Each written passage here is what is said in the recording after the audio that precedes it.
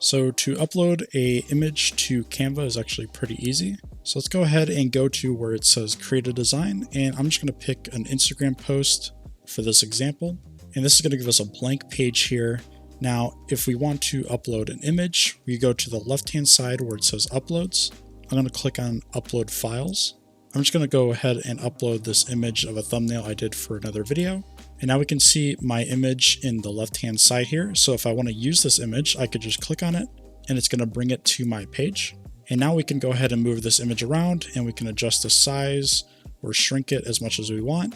We can also upload images from Google Drive. So if I click on the three dots to the left of upload files, and I select Google Drive, you can go ahead and connect your Google Drive account.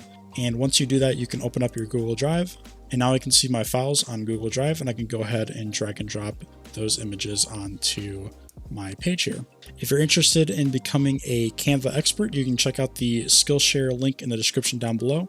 This is a list of courses by Skillshare where you can learn how to use Canva, all the ins and outs of everything.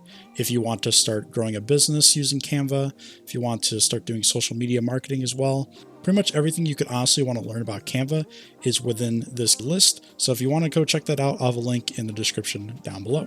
If you want to check out another video I did, you can click the video on the screen right now.